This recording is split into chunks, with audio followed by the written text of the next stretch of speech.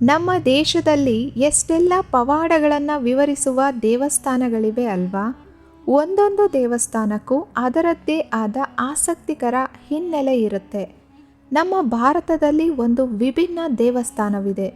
ಅದು ಎಷ್ಟು ಭಯಾನಕವಾಗಿದೆ ಅಂದರೆ ಅಲ್ಲಿಗೆ ಅನ್ವೇಷಣೆ ಮಾಡಲು ಬಂದಿದ್ದ ವಿಜ್ಞಾನಿಗಳೇ ಅಲ್ಲಿಂದ ಓಡಿ ಹೋಗ್ತಾರೆ. ಹಾಗಾದರೆ ಆ ದೇವಸ್ಥಾನ ಯಾವುದು, ಎಲ್ಲಿದೆ, ಆ ದೇವಸ್ಥಾನದಲ್ಲಿನ ವಿಶೇಷತೆಗಳೇನು ಎಂದು ಈ ವಿಡಿಯೋದಲ್ಲಿ ನೋಡೋಣ. ಕೆಲವು ವರ್ಷಗಳ ಹಿಂದೆ ಮಧ್ಯಪ್ರದೇಶದ ದೇವಸ್ಥಾನದಲ್ಲಿ ನಡೆಯುವಂತಹ ವಿಚಿತ್ರ ಸಂಗತಿಗಳು ವಿಜ್ಞಾನಿಗಳಿಗೆ ತಿಳಿಯುತ್ತೆ. ಅದುವರೆಗೂ ಈ ದೇವಸ್ಥಾನದ ಬಗೆಗಿನ ಮಾಹಿತಿ ಇಂಟರ್ನೆಟ್ನಲ್ಲಿ ಆಗಲಿ ಹೊರಗಿನ ಜಗತ್ತಿನ ಜನರಿಗೆ ಆಗಲಿ ಗೊತ್ತಿರಲಿಲ್ಲ. ದೇವಸ್ಥಾನದ ಅಕ್ಕಪಕ್ಕದಲ್ಲಿನ ನಿವಾಸಿಗಳಿಗೆ ಮಾತ್ರ ದೇವಸ್ಥಾನದ ಬಗ್ಗೆ ಗೊತ್ತಿರುತ್ತೆ. ವಿಚಿತ್ರ ಸಂಗತಿಗಳನ್ನು ತಿಳಿದ ವಿಜ್ಞಾನಿಗಳು ಆ ದೇವಸ್ಥಾನದ ಸುತ್ತಮುತ್ತಲಿನ ಜನರಲ್ಲಿ ಕೇಳಿದಾಗ ದೇವಸ್ಥಾನಕ್ಕೆ ಸಂಬಂಧಿಸಿದ ಕೆಲವು ವಿಷಯಗಳನ್ನು ವಿಜ್ಞಾನಿಗಳಿಗೆ ಹೇಳ್ತಾರೆ. ಅದೇನೆಂದರೆ, ಸಂಜೆಯಾದರೆ ಈ ದೇವಸ್ಥಾನಕ್ಕೆ ಯಾರೂ ಹೋಗೋದಿಲ್ಲ. ಒಂದು ವೇಳೆ ಹಾಗೇನಾದರೂ ಹೋದರೆ ಅವರು ಮರಳಿ ಬರೋದಿಲ್ವಂತೆ. ವಿಜ್ಞಾನಿಗಳಿಗೆ ಜನರ ಮಾತಿನ ಮೇಲೆ ನಂಬಿಕೆ ಬರೋದಿಲ್ಲ. ಆದರೆ ಜನರು ನಂತರ ಹೇಳಿದ ವಿಷಯಗಳನ್ನು ಕಣ್ಣಾರೆ ಆ ಅನುಭವಗಳನ್ನು ನೋಡಲು ಪರಿಶೋಧನೆ ಮಾಡಲು ಹೋಗ್ತಾರೆ. ಈ ದೇವಸ್ಥಾನ ಇರೋದು ಮಧ್ಯಪ್ರದೇಶದ ಮೊರಾನಾ ಎಂಬ ಹಳ್ಳಿಯಲ್ಲಿ. 1000 ವರ್ಷಗಳ ಇತಿಹಾಸ ಹೊಂದಿರುವ ಈ ದೇವಸ್ಥಾನದ ಹೆಸರು ಕಾಕನ್ ಮಠ್ ಮಂದಿರ. ಇಷ್ಟು ವಿಭಿನ್ನ ದೇವಸ್ಥಾನ ಸುತ್ತಮುತ್ತಲಿನ ಪ್ರದೇಶದಲ್ಲಿ ಎಲ್ಲೂ ಇಲ್ಲ. ಇದೊಂದು ಶಿವನ ದೇವಸ್ಥಾನವಾಗಿದೆ. ಹೊರಗಡೆಯಿಂದ ಈ ದೇವಸ್ಥಾನವನ್ನು ನೋಡಿದರೆ ತುಂಬ ಅವಸರವಾಗಿ ನಿರ್ಮಾಣ ಮಾಡಿದ್ದಾರೆ ಅನಿಸುತ್ತೆ. ಈ ಮಂದಿರವನ್ನು ಕಟ್ಟುವಾಗ ಅರ್ಧದಲ್ಲೇ ಬಿಟ್ಟು ಹೋಗಿದ್ದಾರಂತೆ. ಇನ್ನೊಂದು ಶಾಕಿಂಗ್ ವಿಷಯವೇನೆಂದರೆ, ಈ ದೇವಸ್ಥಾನ ಕಟ್ಟಲು ಯಾವುದೇ ಕಲ್ಲನ್ನಾಗಲಿ ಮಣ್ಣನ್ನಾಗಲಿ ಬಳಸಿಲ್ಲ.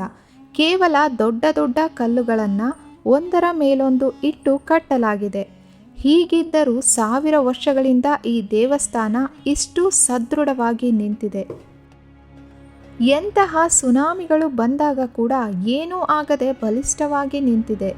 ಕೆಲವು ಜನರು ಹೇಳುವ ಪ್ರಕಾರ ರಾಜರುಗಳು ಈ ದೇವಸ್ಥಾನವನ್ನು ನಾಶ ಮಾಡಲು ಹಲವು ಬಾರಿ ದಾಳಿ ಮಾಡಿದ್ದಾರೆ. ಆದರೂ ಈ ದೇವಸ್ಥಾನವನ್ನು ಬೀಳಿಸಲು ಅವರಿಂದ ಸಾಧ್ಯವಾಗಲ್ಲ. ಇದರ ಅಕ್ಕಪಕ್ಕದ ದೇವಾಲಯಗಳು ಪ್ರಕೃತಿ ವಿಕೋಪಕ್ಕೆ ನಾಶವಾಗಿವೆ. ಆದರೆ ಈ ದೇವಸ್ಥಾನ ಮಾತ್ರ ಹಾಗೆಯೇ ಇದೆ. ಈ ವಿಷಯ ಕೇಳಿದ್ರಂತೂ ನೀವು ಶಾಕ್ ಆಗ್ತೀರಾ. ಈ ದೇವಸ್ಥಾನದ ನಿರ್ಮಾಣಕ್ಕೆ ಬಳಸಿದ ಕಲ್ಲುಗಳಂತೂ ಆ ದೇವಸ್ಥಾನದ ಅಕ್ಕಪಕ್ಕದಲ್ಲಿ ಆಗಲಿ ಅಥವಾ ಅಕ್ಕಪಕ್ಕದ ಊರುಗಳಲ್ಲಿ ಆಗಲಿ ಎಲ್ಲೂ ಸಿಗುವುದಿಲ್ಲ.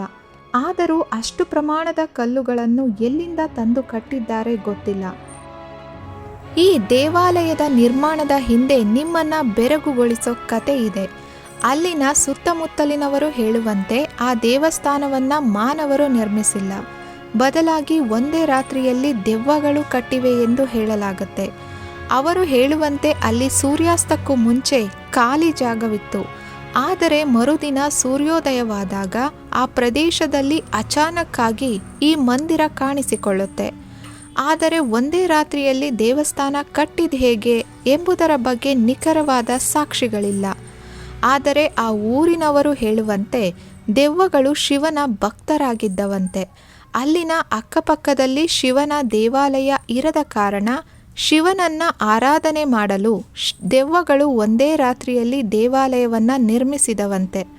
ಈ ದೇವಸ್ಥಾನದ ನಿರ್ಮಾಣವನ್ನು ಅರ್ಧದಲ್ಲೇ ಬಿಟ್ಟಂತೆ ಕಾಣಿಸುತ್ತೆ.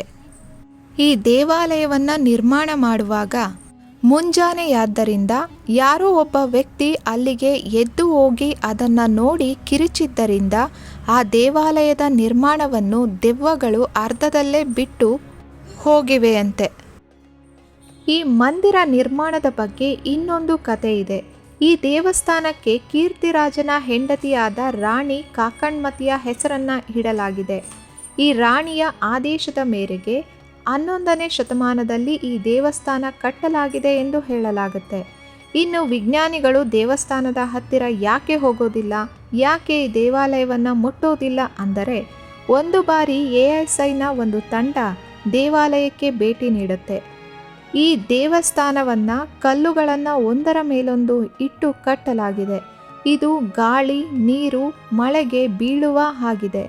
ಆದರೂ ಈ ದೇವಸ್ಥಾನ ಅಲುಗಾಡದೆ ಅಷ್ಟು ವರ್ಷಗಳಿಂದ ಹೇಗೆ ಬಲಿಷ್ಠವಾಗಿದೆ ಎಂದು ಅಲ್ಲಿನ ಜನರನ್ನು ಕೇಳಿದಾಗ ಆ ಜನರು ಈ ದೇವಸ್ಥಾನವನ್ನು ದೆವ್ವಗಳು ನಿರ್ಮಿಸಿದವೆಂದು ಹೇಳ್ತಾರೆ. ವಿಜ್ಞಾನಿಗಳು ಎಂದ ಮೇಲೆ ಅವರು ಇಂಥ ಮಾತುಗಳನ್ನು ನಂಬೋದಿಲ್ಲ. ಆದರೂ 1000 ವರ್ಷಗಳ ಹಿಂದೆಯೇ ಮಣ್ಣು ಸಿಮೆಂಟ್ ಬಳಸದೆ ಕಟ್ಟಿದ ಈ ದೇವಸ್ಥಾನದ ರಹಸ್ಯ ಏನು ಎಂಬುದು ವಿಜ್ಞಾನಿಗಳಿಗೂ ತಿಳಿಯೋದಿಲ್ಲ. ದೇವಸ್ಥಾನದ ಮುಂದಿನ ಶಿಲೆಯ ಮೇಲೆ ಪುರಾತತ್ವ ಇಲಾಖೆ ಬರೆದ ಪ್ರಕಾರ ಈ ದೇವಸ್ಥಾನವನ್ನು ರಾಣಿ ಕಾಕಣ್ಮತಿ ನಿರ್ಮಿಸಿದ್ದು ಎಂದು ಹೇಳಲು ಸಾಧ್ಯವಾಗೋದಿಲ್ಲ. ಈ ದೇವಸ್ಥಾನವನ್ನು ನಿರ್ಮಿಸಿದ್ದು ಯಾರು ಎಂಬುದು ಯಾರಿಗೂ ತಿಳಿದಿಲ್ಲ. ASIನವರು ಈ ದೇವಸ್ಥಾನಕ್ಕೆ ರಾತ್ರಿ ಹೊತ್ತು ಯಾರೂ ಹೋಗಬಾರದೆಂದು ನಿಷೇಧ ಹೇರಿದ್ದಾರೆ.